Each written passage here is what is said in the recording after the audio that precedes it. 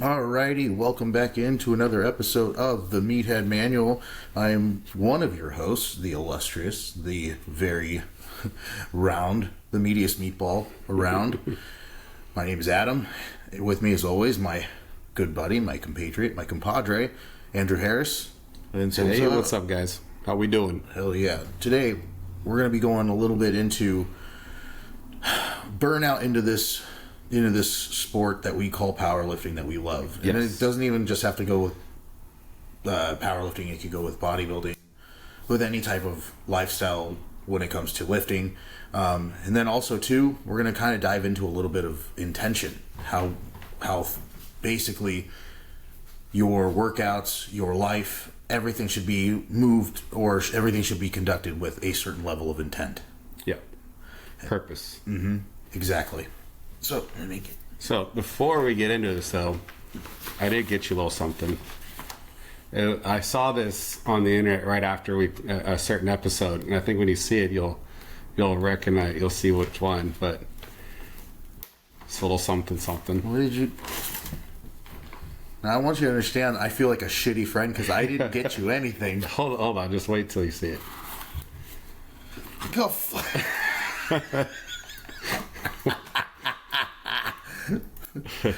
A shark survival kit. I love it.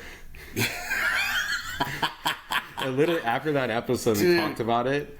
It came up on my Instagram. I was like, all right, I gotta get this. Yes, I'm keeping it. You can keep that in your car, and just in case. Exactly. It happens again. God, I really hope that this isn't a joke box because I think it has everything in there. Like you look at it, has pair of underwear, everything. That's awesome. Thank you. Fuck yeah, dude. Thank you. Hell yeah. Now I can shart wherever I want, and I'll be safe. I think that's the biggest problem. Yeah. In today's society, to be honest, I think that's the reason why there's things like war. Yeah, because everybody's just holding it in because they're afraid that they're going to shart themselves, and then then they don't know what to do. Now they have an answer. Exactly, the shart kit, the shart survival kit. All right, let's dive right into it. All right, let's start off with intention. Yes. I think everyone's intention when it comes to lifting weights, especially powerlifting, everyone starts off the same way. It's the number one reason. It's I just want to get as strong as I possibly can. Now, mind you, don't get me wrong, a lot of people's intentions get kind of clouded in a sense, mainly because of social media. Yeah. You get to see some of the biggest lifters in the world, and it's like, I want to be like that. I want to do that. Exactly. And so, what a lot of people kind of forget though is that when you first start actually powerlifting and you just start lifting in general, the intention is always to try and get as strong as you possibly can. Yeah. Or as big as you possibly can, or as shredded as you possibly can. Push your own human limits. Exactly. See what your potential is. But then as the years go by or as time goes on, that intention kind of shifts, right? And that's the overarching intention of why you do what you're doing. Yeah. Right? What do you get out of it as time goes on, right? So in the beginning, again, it's I just want to get as strong as I possibly can. You know what I mean? Some people actually get into it because they're like, I really want to change my body so that you know, girls will actually find me more attractive. Sad to say. Yeah. Well, so actually, though, I will say for that realm, now I don't think that the people that are normally attracted to powerlifting are the most probably attractive people. But the body archetype is actually the ideal body type for women. Yeah. So muscular, but with a little bit of fat. You're not jacked, ripped, to under 10% body fat, but you're you got a little fluff to you. Yeah. But you also have muscle and you're strong. Yeah. And actually that is kind of the ideal female body type that they are actually looking for. Exactly. Now, and I've heard the same thing. They've also said I've heard this kind of thing where it's you look strong, but I can tell you'll never say no to a cookie. You know what I mean? Yeah. You enjoy life still. You enjoy life still, and I feel like that's a lot of powerlifters. So now we dive into the kind of like the nitty gritty or the very fine tooth comb of what intention is really about, right? Yeah. And this is what I wanted to really talk about is, so a lot of people assume that you show up to the gym and you put in your workout, you do your 1.5 to 2 hour long workout, you bust your ass, right? You get in a good sweat, and then you leave. Yeah. And then your work is done. Yeah, no. Intention is a part of it too there. You know what I mean? You should be trying to move with intention every time you touch a barbell, trying to make sure that every lift is efficient, every lift is following the best technique that your body can produce right now. Yeah. But intention also follows you outside of the gym. And that's where I think a lot of people fail. And it's the thing that we were talking about, I think, recently, where it's like a lot of people assume, oh, well, I'm a power lifter, I don't really have to track my calories, or I'm a power lifter, I just have to eat, or I'm a power lifter, I think if I smash on like 2 pizzas, I'll be fine. I'll still, mass moves mass. Now, don't get me wrong. The bigger the muscle or the bigger the human, the more likely you are to produce force. But however, it's like it depends on what the big is. Yeah. You know? Well, it's like if you're eating enough calories, but it's all carbs, that's not going to be the best for you long term. Exactly. And now, mind you, I understand, and I'll say it fairly proudly. I'm one to talk. I'm 280 at a 5'7" frame. Anyone that has ever actually met me and been around me knows that I'm just like you said. I'm big, right?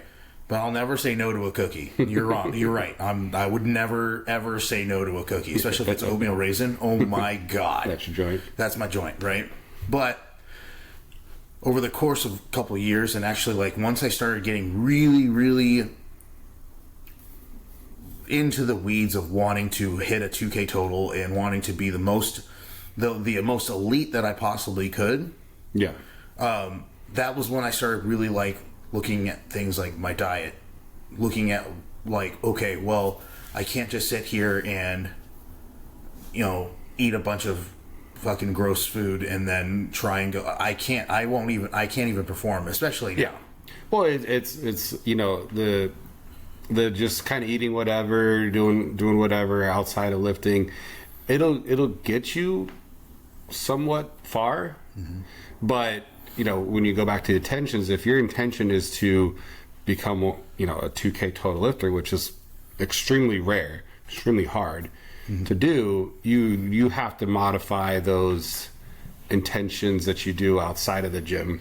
Yeah. And really focus in and hone in on like, okay, yes, what I'm eating is going to help me perform better. Doing my recovery is going to help me perform better. Sleeping better is going to help me perform better. So then you start getting to, okay, I have to be intentional about these things outside of just the gym, and just the gym isn't going to carry me very far. Exactly. Don't get me wrong. If you are like most people who find a little bit of a solace or a little bit of an unwind with either playing video games or watching TV shows, there's nothing wrong with that. Yeah. However, you need to be able to know that, like, okay, if I cut it off now, and I try and go to sleep now, I could get a good solid 8 hours, or I could get a good solid 7 hours of sleep before I have to wake up. Right. I think there's this video that I still watch, but I used to watch a lot, and it's Khabib Nurmagomedov. Okay. Right. Yeah. And he was talking about discipline is the best addiction. Yeah. Right. I'm not going to recite it all because I can't remember it.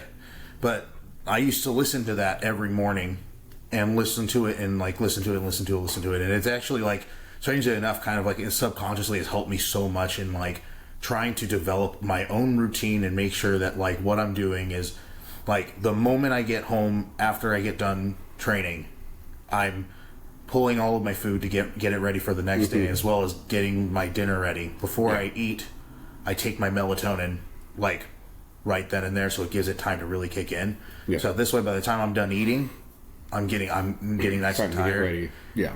Take a shower, go, put my CPAP on, lay down, and then, like, slowly cruise my way into fucking La La Land, right? Yeah.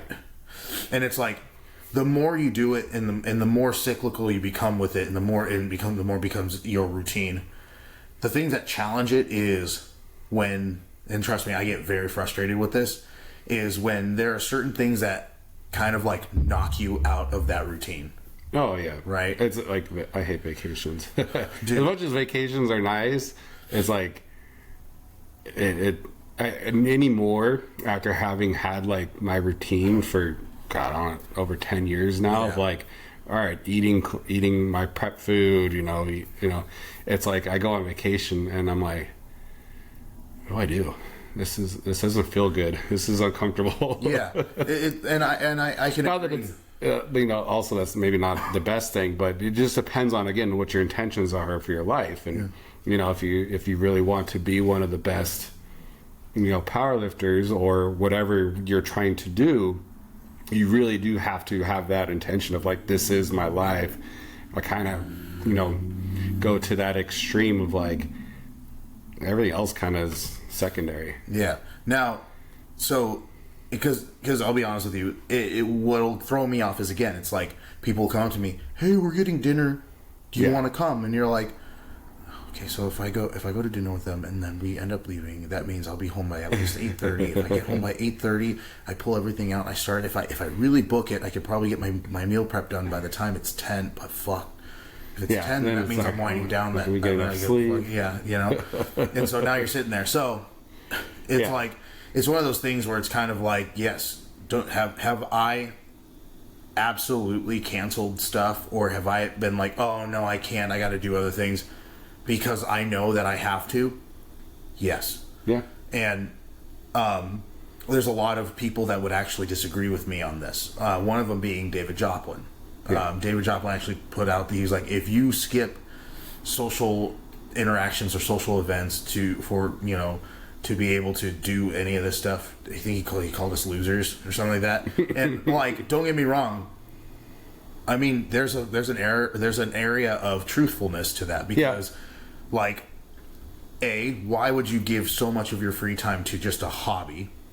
And two, why would you sacrifice all your possible relationships for what? So you can add like 10 more pounds to your bench or your squat or your deadlift?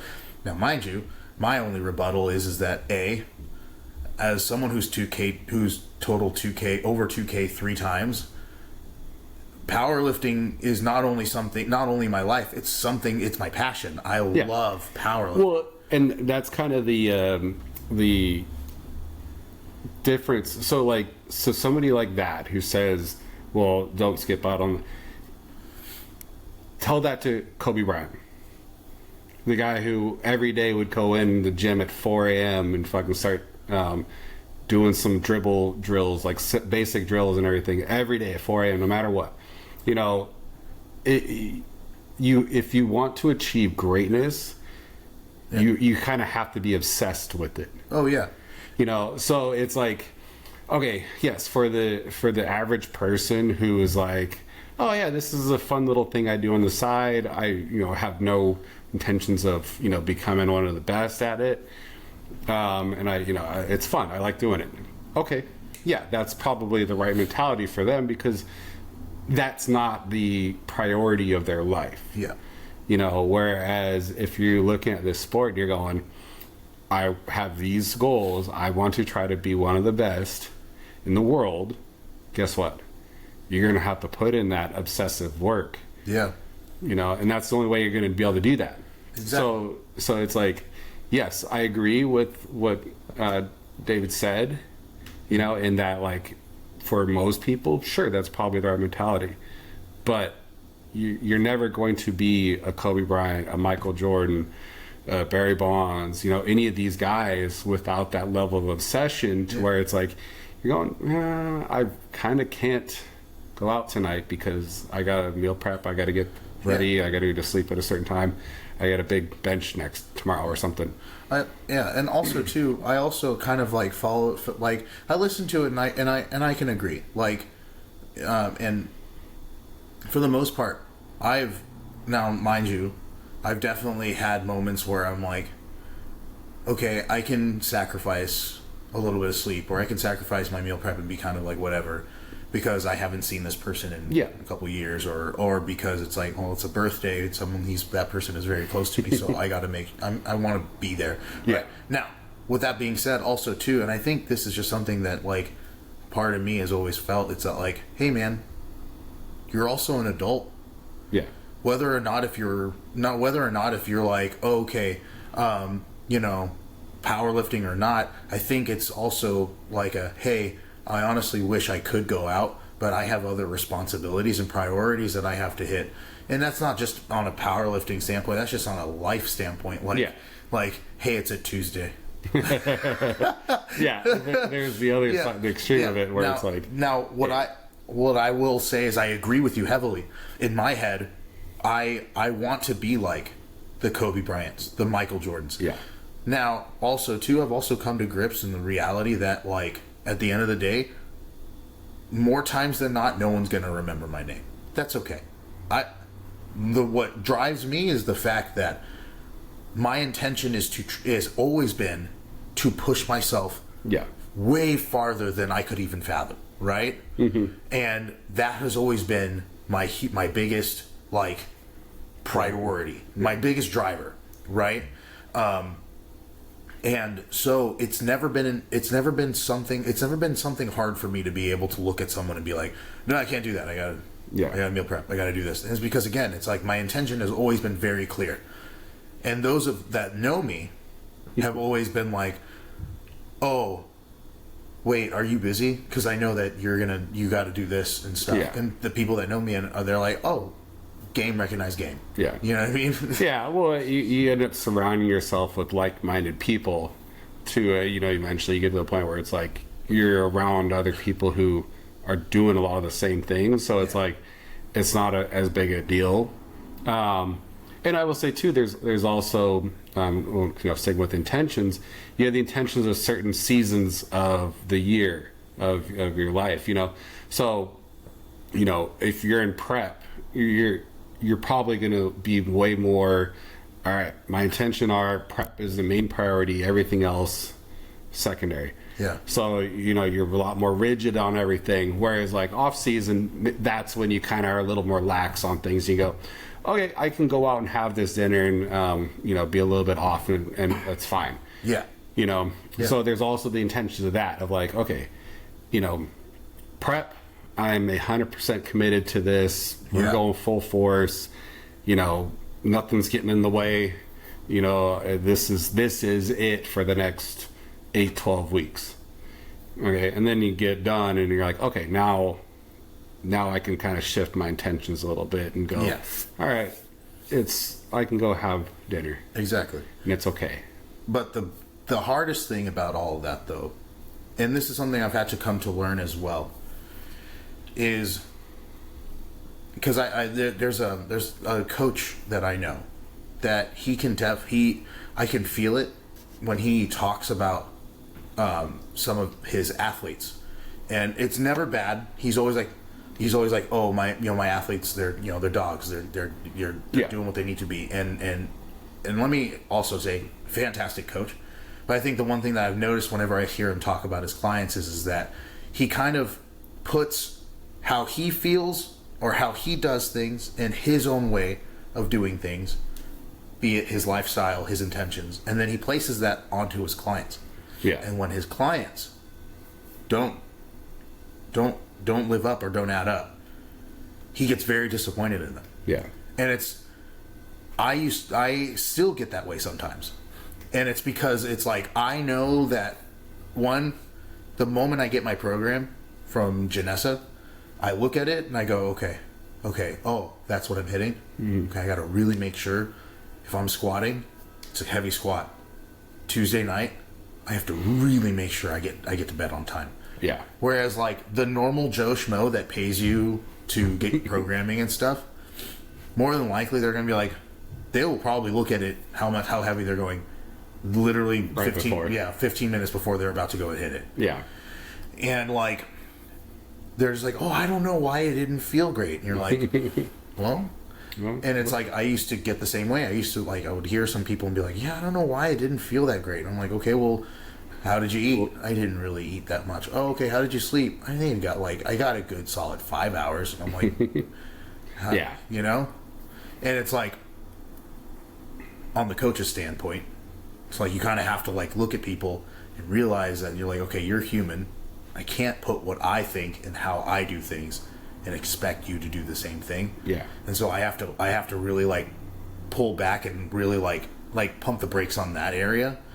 But like, I've noticed also too, when you really do force people into kind of like, not force people, like when you show them that, hey, this is how you get there, more times than not, they stop. Yeah. I'm like, I don't want to do that. It's too much. Weights. I just want to lift weights. Yeah. And it's like, I thought this would be cool. It's a little much for me.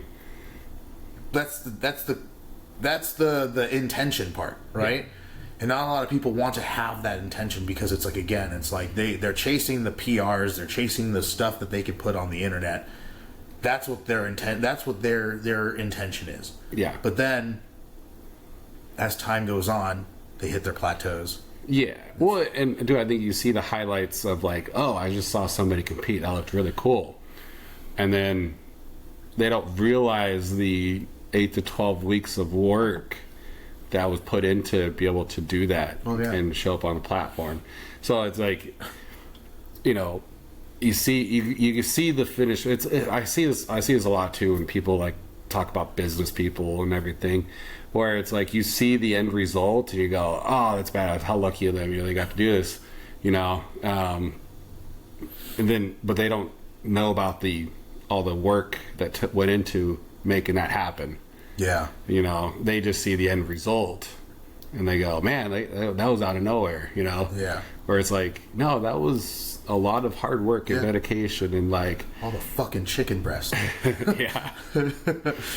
I'm so sick of chicken breast, brother. I just... ground chicken. That's what I've been doing. Okay. Yes, I agree. Yes. Ground chicken. Yes, I love that. That was like the cure-all, be-all to my chicken problem. Because I used to hate chicken. Yeah. It's such a big difference. I'm getting there with ground beef right now because the ground beef I use is very lean, so it's like after I eat it, you're just like, oh my god, I can't eat another bite. That's exactly the truth.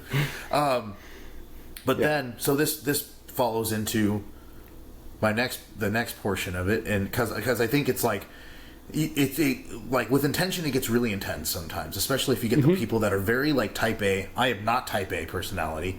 Yeah. More times than not, I'm able to stick to my routine off the seat of off the fly. And what I mean is like my routine is so go by the flow, but it works. Yeah. You know what I mean? It's so weird. I don't know how else to explain it. It's just. I know I have to do these things, and if it doesn't fit, if something else doesn't fit, I don't do it. Like, and that's bad. Yeah, but like works pretty good. Well, yeah. Like take for instance, right? It's like I know it's like okay, I have to clean my room.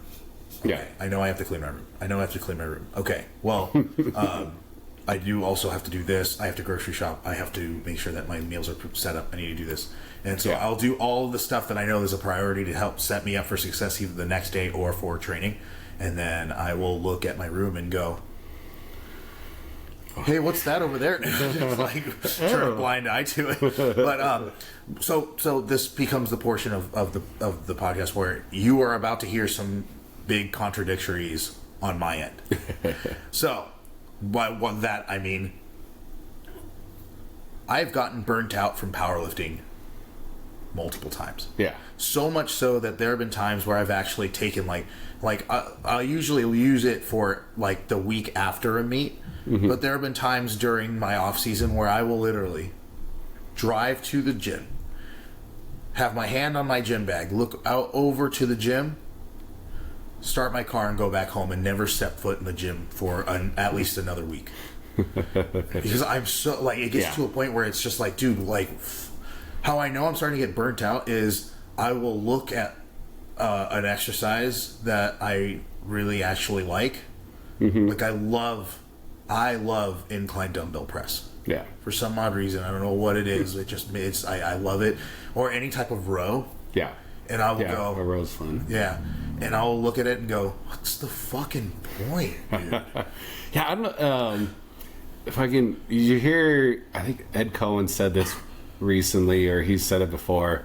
He was like, every day I show up in the gym and I fucking love it.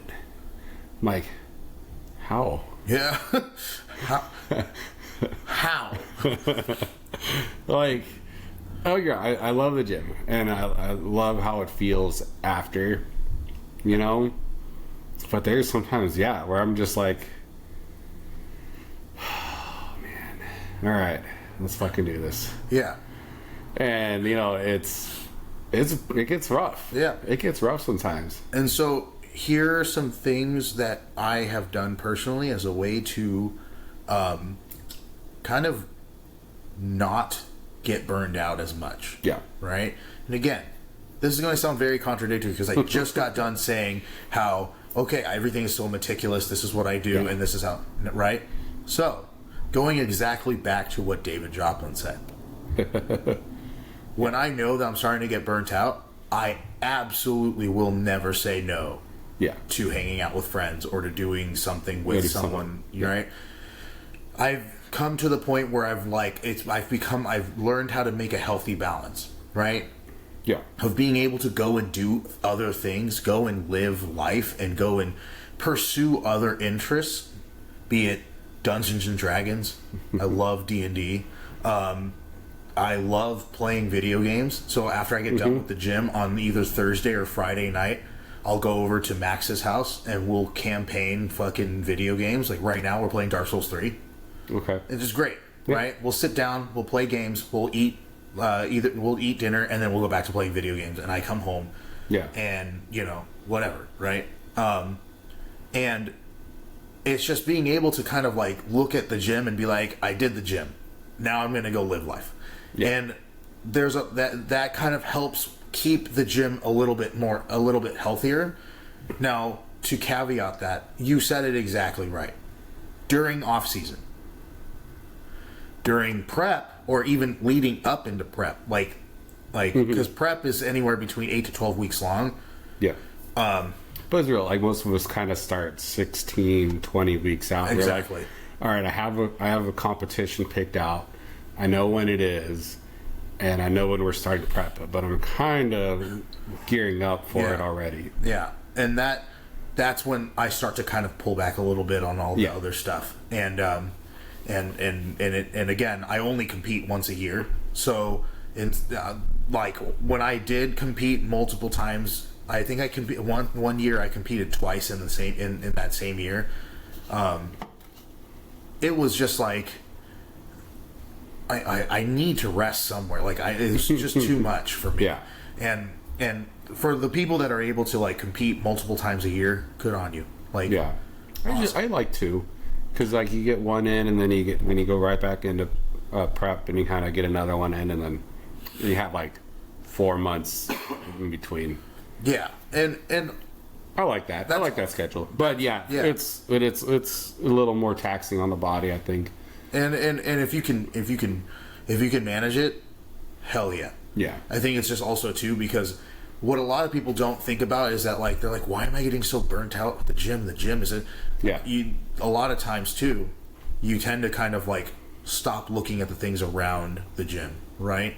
In the sense that for me, I was starting to get very burnt out because, well, I work with a very demanding job, and then obviously with trying to live comfortably here in San Diego, I'm also you're also coaching. Yeah, we're coaching. We're doing this beautiful thing, and we're trying to make content with trying to push clients and stuff like that. And it's like after a while, life kind of starts just hammering away at that mental fortitude just a little bit until after a while you're like, you wake up and you just kind of go, I feel like I could probably stay here in bed for another 3 days and not move. Yeah. What I like is kind of what I had you do for my program, and you talked a little bit about before, but changing up a little bit in the gym, that helps a little bit. Kind of going and like I told you, I was just burnt out on squats and deadlifts. And and I'm enjoying these leg days that I've been doing instead. They suck, but I'm enjoying it. Yeah. Because it's different, and it kind of is more like how I used to train more of like with the bodybuilding style.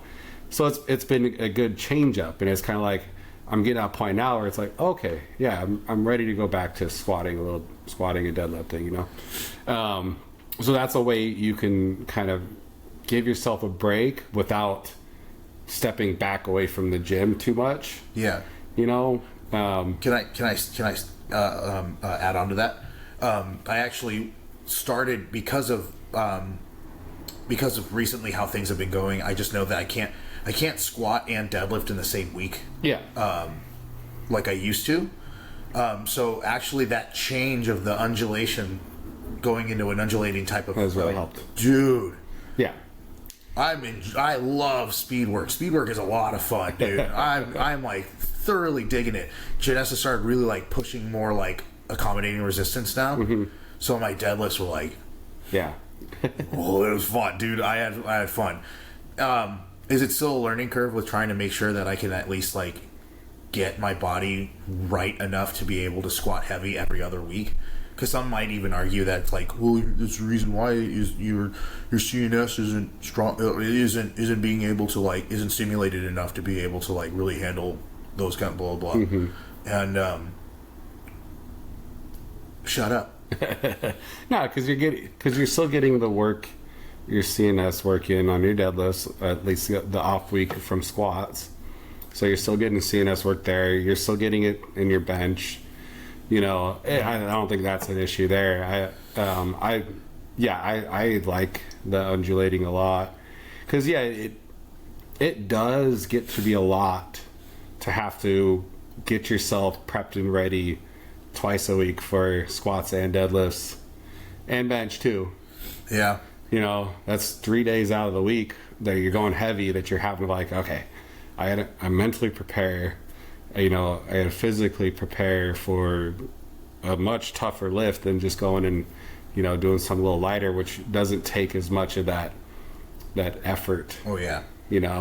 So it makes it a lot more fun. Oh yeah. Because like I remember how I knew that my body couldn't handle doing heavy squats and heavy deadlifts in the same week was I went to go in school. I went in 1 week and did a top set of 5 at 595, and this is when I was really trying to rework my squat. I did a top set of 595, and then volume work down.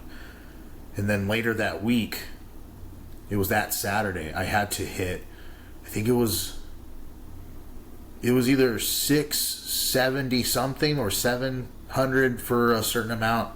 Yeah. I remember walking in and just my lower half was just fried. And I just remember being like, fuck. Yeah. All right, let me just, I warmed up as best as I could, and it's like, as I warmed up, the weight started moving and it was fine, but then it was like, dude, I remember like pulling the, not my last warm up, but my second to last warm up, and being like, fuck, that's heavy, dude. That doesn't feel good at all. Yeah. And it just bleeds. It bleeds into next week. It bleeds into the next week. Yeah. It bleeds into the next week. You're kind of trying to play catch up. I like ketchup. I don't like ketchup. Do you really not? Not really. Fuck. Dude, I put ketchup. I was always a mustard. I like mustard better. I use quite a bit of mustard. I haven't actually used ketchup in a while, but dude, I put ketchup on everything, dude. I put ketchup. I've seen them. Like, people put ketchup on literally everything. Now, these are fighting words, but if somebody puts ketchup on a steak, oh yeah, I would never do that. That's diabolical, dude. Oh, fuck. I've never done that before. Never saw that. Come on, man. Come on. Who would do that? Hey, dude. Like, what do you think? I'm some sort of fucking idiot or something? I wouldn't do that. My friend Liz made me her spaghetti, and she was like, "Oh, do you want some spaghetti?" I was like, "Yeah, sure." And oh, God. And she gave me her spaghetti. We were sitting down on her couch, and I like pulled out my thing of ketchup because I have my own, and I put it on the spaghetti, and I like clipped it, and I started like going, and I started eating, and I noticed that it had gotten silent because her and her wife was talking, and I got silent, and I look over, and she is staring at me, and I went, "Give me the death stare." And I went, "What?" And she goes, "First off, why would you put ketchup on spaghetti? And two, what's so wrong with my spaghetti that you think you should be able to defile it with fucking ketchup?" And I went, "Yep. I just like ketchup. I like ketchup. Well, I put ketchup on stuff. I like ketchup." And then I weirded him out even more by putting ketchup on my rice. I put ketchup on my white rice. Oh, God. Dude, okay, hey, hold on. There's nothing wrong with that, all right? Oh. I did it in the Navy, and it's okay, there's a lot of things we do in the Navy that are not acceptable in regular life. It's acceptable now. No. Actually, it's not. They can get married now.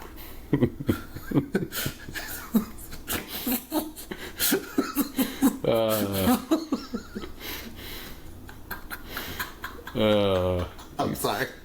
You're so stupid. I'm so stupid. So back to burnout. So changing things up in the gym, changing things up in a sense of like what you're doing. I used to do like this thing where I would be like, well, I'm going to just stick to just like on my off season, be like really into bodybuilding. Mm-hmm. I'll be honest with you. Until I actually trained with an actual bodybuilder, I used to think bodybuilding workouts were fucking boring.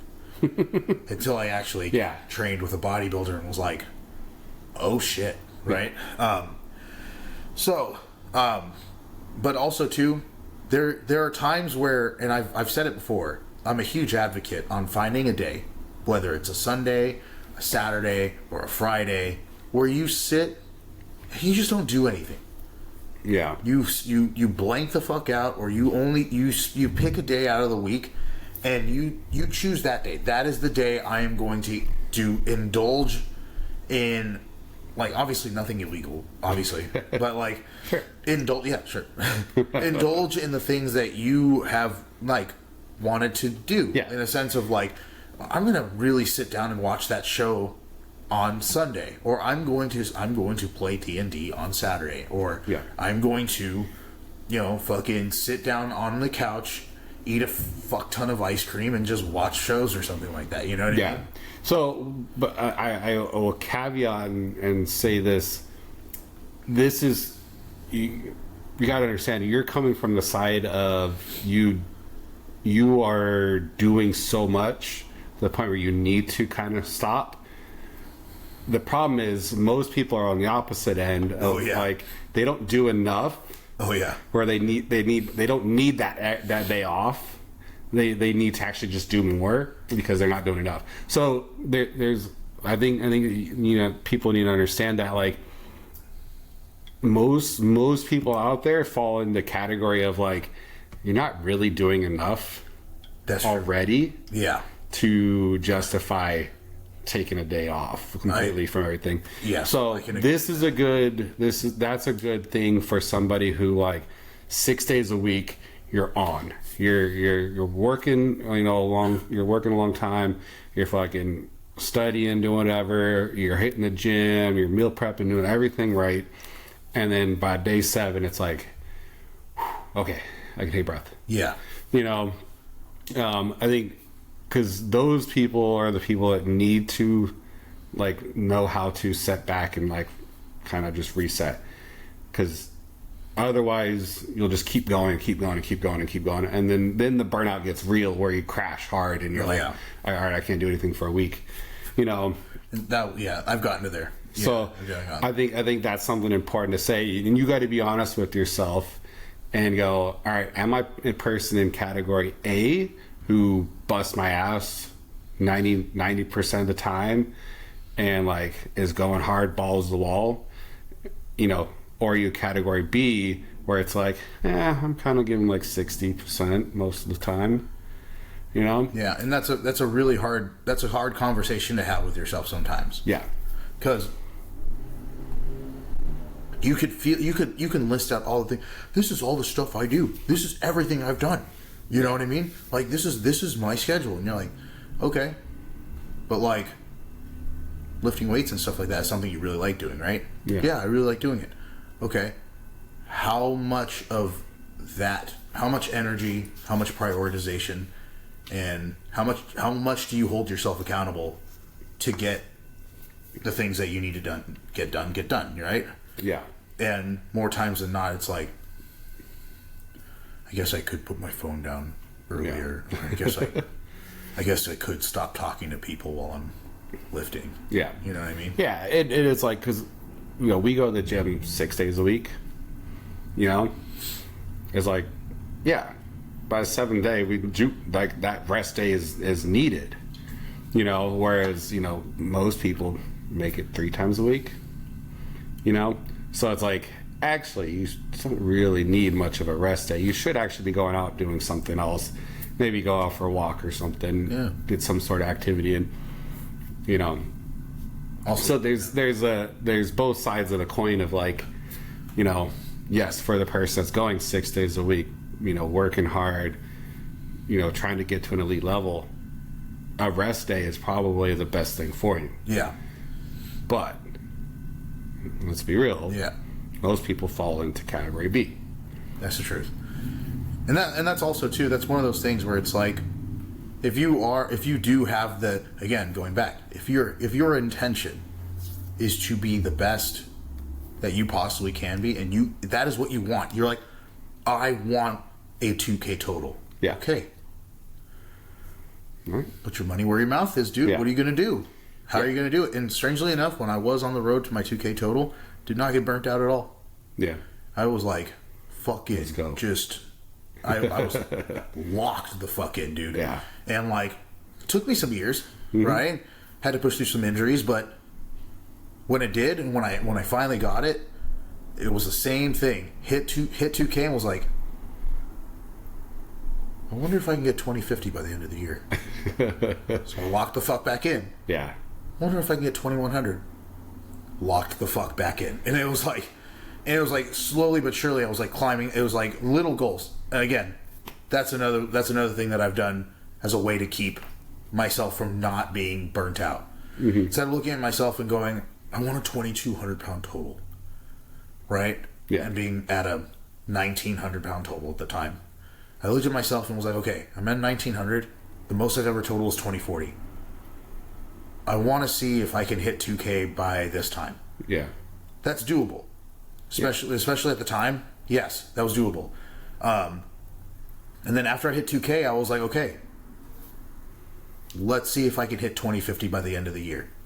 And by that June, or like a year later in June, I hit 2040, something like that. And I was like, okay, so I got close. Mm-hmm. All right, so let's see if in about a year or so, I want to hit at least close to 2100. And I did, 2070. Yeah. So now it's like slow, little goals. Small, achievable goals are going to be... Small, attainable goals are... Yeah. Yeah, you can kind of over-goal yourself out of, you know, wanting to do it anymore. You know, if you go straight from, all right, I just hit a 1,500 total. My next goal is 2,000. You know, and you don't reach it, you're gonna like, yeah, you know, you know, because like you've seen it before, where it's like, maybe not this prep, you didn't gain much out of it. You know, you didn't up your total much. You know, there's ups and downs in this, and if your goal is to go from 15 to 2,000, and you don't gain anything, that can quickly derail it. Oh yeah, you know, you're. Oh, excuse me. God bless you. My goodness. Next time, sneeze in my face. Anyway. Ooh.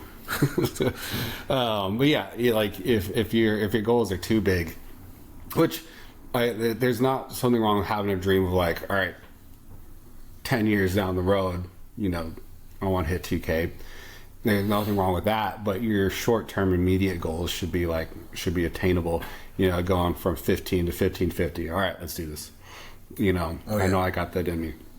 That's a reasonable goal that keeps you going, and you can go, okay, like if you get close to achieving that, that reinvigorates you to want to keep going. Yeah, exactly. If you think about it, really too, adding 50 pounds to your total, that's about 16 to 17 pounds per lift. Mm-hmm. When you put it into that perspective, that's very attainable. Yeah. And you will see your trajectory go up and up and up and up. Yeah. In your open powerlifting. But so having goals helps with the burnout too, because setting goals is the best. And yes, you can always have the dream. My dream in powerlifting was to be as well known as Ed Cohen or Kirk Kowalski or even, you know, Dan Green, any of the big names. And I wanted to be like able to, like, the dream would be to be able to, for like myself to go and host seminars and be able to be like, you know, go on this to is how I became one of the greatest of all time. And the biggest goal I can ever say is I've always wanted to be invited onto Dave Tate's Table Talk. Yeah, always. You see, our boy Joe Jackson did, yeah, dude, he was on there, and I even asked him too. I was like, oh, what was it? How was it? And he goes, he quoted me. And I don't remember ever saying that. I was like, oh shit, that's me too, dude. He'll be like, so I noticed that, you know, you said this a couple years back. Do you still feel that way now? I'm like, I said that? I said that. What? I don't remember what I ate for breakfast this morning. I don't remember saying that. You know what? I plead the fifth. This podcast is done. I don't know what you're talking about. I don't want to talk about this. But yeah, that was one. I always wanted to be invited to eat, and then also too, I really do want to be like one of those people that are like, oh, Adam got invited to this meet. Yeah, it's gonna be a good one. Yeah, you know what I mean. Yeah, the guy that like people go to see. They're like, oh man, I'm excited to go see him compete. Yeah. Yeah. And like, you know, which you are in our hearts. Oh, thanks, in the community here. Well, thank you. I appreciate that. You're and like, but like that's always been the dream. Yeah. But I know that when it comes down to it, it's like, also too, and this is something that helps me with my burnout as well, is I'm not so invested and I'm not so fully grasped onto the dream and onto the amount of pounds lifted. Right? So much so that I know that it is fleeting, that I know that when the time comes, it may not happen. Yeah. That's okay. My thought process has always been take your eyes off the horizon for just a second and turn around and look at the mass of people look at the people that you've amassed over the time that you've been creating and all this stuff. The path that you've trudged. All the things that you've done. And I've always been that person to kind of turn around and be like, I don't care what any of this. What I care about more than anything is that when the time comes and people go, do you know Adam Garcia?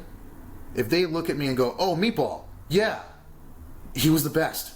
Yeah. He was kind, and he made me laugh, and he gave me advice, and it was solid advice. That's all I give a shit about. That's all I care about. And so when I show up to the gym and I'm like, fuck, that didn't feel good. Yeah, all right. You know what I mean? Yeah. You know? Now, mind you though, do I still obsess about it? Absolutely. Well, you've seen it. Yeah. You've seen me do it. And I'm not talking about like in the past. I'm talking about last week. You saw me do it. So it's like, it's still there, but I'm getting better at it. Like, I'm starting to get to a point where like, when I do hit like this past week's squat, it didn't move the way that I wanted it to, and I started to get frustrated because I'm like, man, I am like, I can't get this fucking right. Why can't I just get this fucking right? And then I sat there and I was like, nah, it looks fine. It's fine. It wasn't that bad. It was not that bad at all. And like the moment I started adopting that, I was like, all right, we're good. Yeah. Keep on keeping on. Yeah. And that's definitely, at least in my opinion, that has definitely been one of the biggest things that's helped me not get burned out with the gym. Yeah. Yeah. You know, really critical about everything. Well, it's just because it's like, dude, I used to get so fucking depressed. Yeah. If things didn't move right, I would just sit there and be like, fuck, man, this fucking shit. I'm never going to fucking amount to anything. And then it's just, and then, like, and then I'll look at people and I'll go, see? Did you see it? Do you see what I see? Like, and more times than not, yeah. So I did good, man. That was good. Moved really well. Yeah. Oh, what are you talking about? This fucking shit's stupid, but all right. What really got me was that, like, the fact of the matter is that I went from squatting 705 in competition for my 2044. That was it, 2044, to squatting 738. Yeah. And once I hit that 738, I was like, we're gonna be okay. All right. We're gonna be okay. We're gonna be good. Yeah. So, you want to move on into let's our get myth? into our right. busters. All right, so We're gonna bust all over you guys. Now, the myth. This is something that I've actually heard, and this was something I heard while I was in school. And it was breathing and bracing is actually bad for you. Yeah. Right? And it's something that you don't want to teach people when it comes to, at least when I was in school, you don't want to teach people how to brace when lifting something. You want to teach them, you want to teach them to really engage the, the intra-abdominals, right?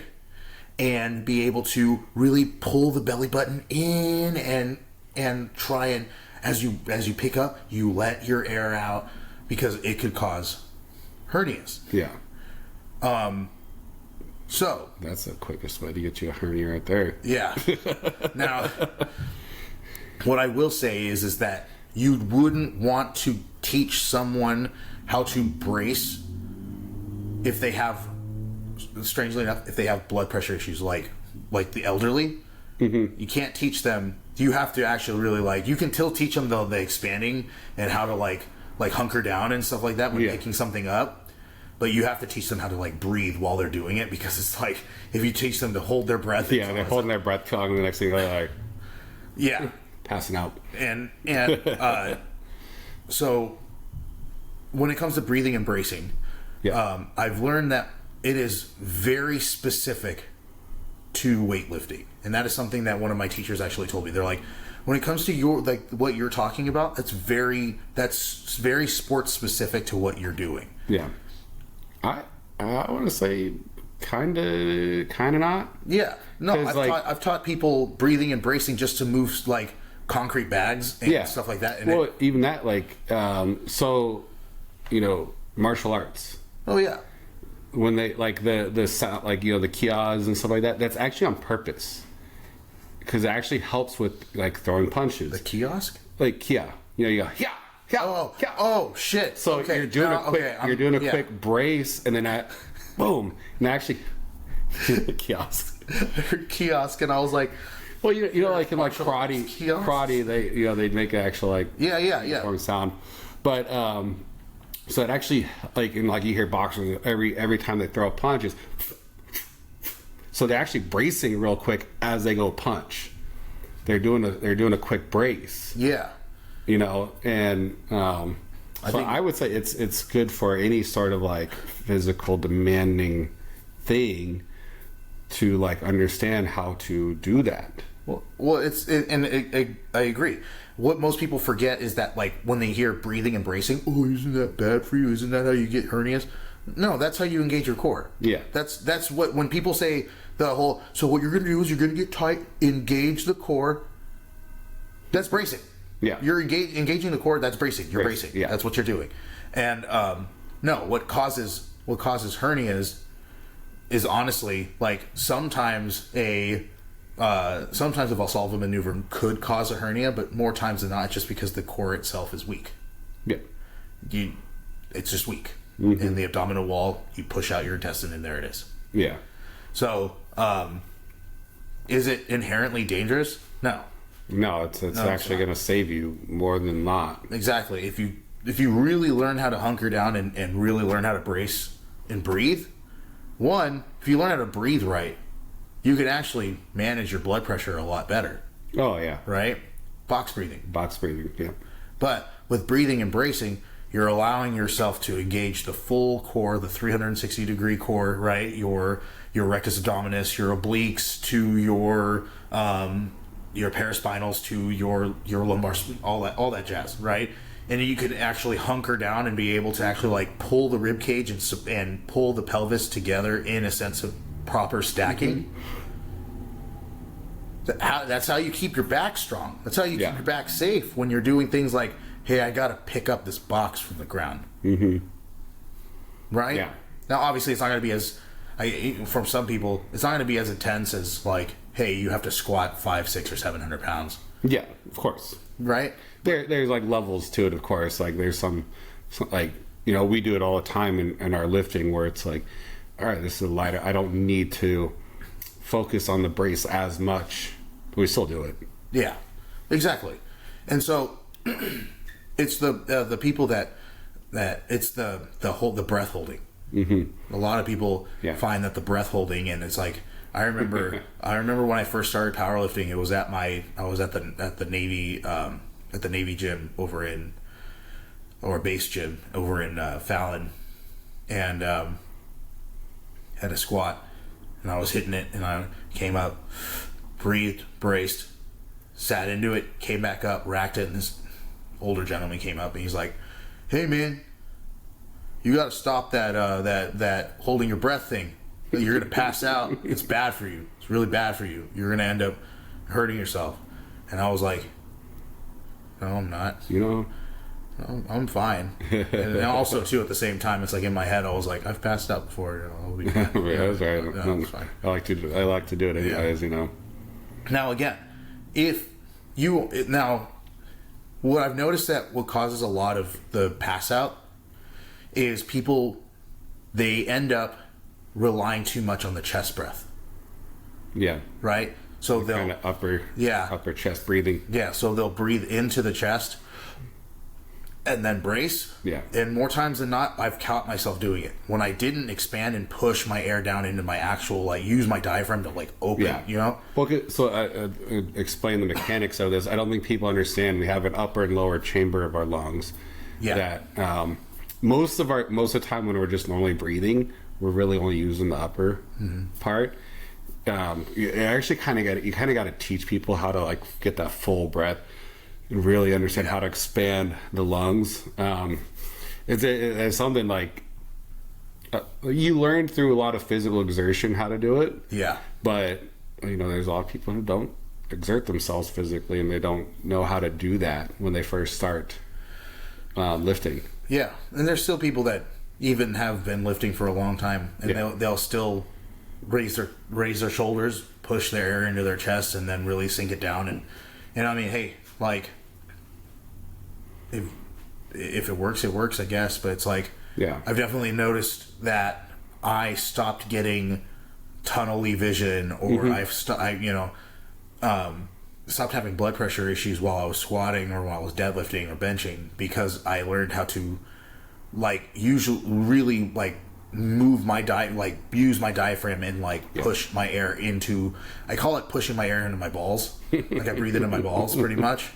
And it's like, from doing that, I've been able to actually really keep that the room closing to a very small minimum. I've also never have bled from the nose. Yeah. Which also too, that's not bad. No. It not really. So what it is that what ends up some capillaries. Yeah. That's not a big deal. All it is and your blood pressure when you are lifting maximal weight, your blood pressure spikes. Yeah. It really does. And it goes to very, very high points, right? Yeah. Oh well. But when it gets too high, the capillaries in your nose or in your nasal cavity will burst, and that will cause the nosebleed. Yeah. Or I get my eyes Yes. My blood vessels in my eye or the blood vessels in my face will burst.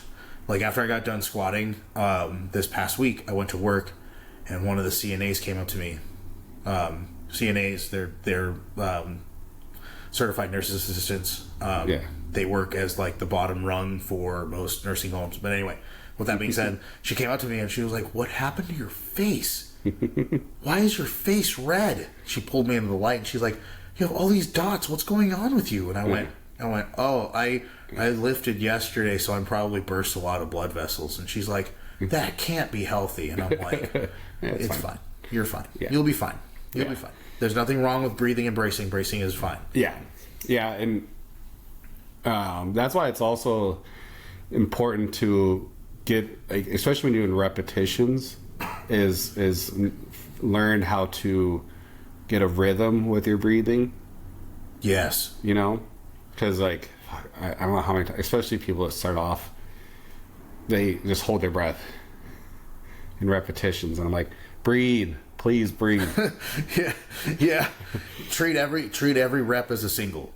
Yeah, that's another way to not pass out, pretty much. Yeah, but like, so to really truly like put an end to the whole myth is that if someone were to ever tell you that, oh, that's how you cause hernias, no. Yeah, no. I would say the opposite. If you're not bracing, you're probably more likely to cause a hernia. Yeah, than not. Yeah, it's the same way that you would go for tearing any other muscle. Is if you do something and your body is not prepared to do that, something will go. Hence the reason why if you try and flex your bicep during a fucking deadlift, your bicep tendon's gonna go. Yeah. If you especially for a lot of the heaver bench pressers that I've seen, if you immediately load your pec your pec muscle while you're trying to lift maximal load, say bye to your pec. Like, that's just how that's how it is. Well, if you don't actually learn how to engage your core, which is expanding through your breath, and then being able to pull your rib cage and your rib cage down and try and make your sternum meet your pelvis, right? Really try and stack the rib cage after you get done expanding. Then you're gonna get a hernia. Yeah. I always like to try to explain to people. Well, so there's two ways I kind of explain it. Is so one, if someone's gonna punch you in the stomach, you're not gonna suck in. That's gonna hurt worse. Yeah. You're trying to hunker down. Somebody's, you're gonna push out against that punch. Yeah, exactly. The other one, I like to try to analyze, let people understand how the actual abdominals work, and understand where it connects. So it connects here and here. Yeah. So in order to contract those muscles, just like a bicep connects here and here. You're going to contract those muscles together. You're going to try to compress them. It's the same thing with the abdominals. So you don't want to be like this and extend out. That's like being like this with the bicep. That's not actually engaging the bicep. Here. Yeah. Hunkering down a little bit. That's there's a great cue, honestly. I think that's something like the Australian strength coach talks about a lot too. Yeah. He talks about pull your rib cage down, piss on the wall. Yeah. That's how he cues tucking the pelvis underneath you. Yeah. So exactly that. And just remember that with anything without proper knowledge on how to properly brace and breathe, you could technically hurt yourself, but breathing and bracing in itself is not dangerous, so take that with you. Do you have anything else? I think with this probably gonna be the last episode till the new year. Yeah, that's true. Actually, before we go, just want to give a nice little amount of energy, some positive thoughts out to Mr. Stuart Locke. I don't know if you saw on. No. Stu went in to go get his bicep reattached. Ooh. And he went under anesthesia, and now he's on life support because they are having complications on him getting out. From what I heard is that he's starting to show signs of him coming out of it, but positive thoughts. Yeah. And that's scary. That is terrifying. So anytime, anesthesia involved in surgery, so I'm glad they didn't do that for mine. I didn't have to go under. Oh yeah, you were talking to people too, huh? Yeah, I was fully awake. It's crazy. Hey, can we do an episode where you just talk about the surgeries you've gotten and you just talk about? Well, I've only had really that. That's. I want to hear that story though. Yeah, I can go over that. But yeah, that's why I think it was something that they've been doing, but it's still kind of not mainstream yet. Yeah, is the way they did my surgery. Anytime anesthesia is involved, it's always risky, and that's why anesthesiologists get paid a lot. But also, it's like there's a lot of risk involved. Exactly. And definitely. Hopefully, he pulls out of it and it's okay. Prayers. But yeah, because he's one of the coaches I have learned so much from. I've actually had a good conversation with him and sat down with him. Yeah. And I learned so much in that 1 hour of me sitting with him that I have learned in shit a long time. So yeah, thoughts and prayers, hopefully, and I'm pretty sure he'll pull through. Yeah. But with that being said, with everyone else out there, happy holidays. Be safe. Happy holidays. And of course, I don't think we've said this enough. Well, I think we've said it enough, but I'll just say it again.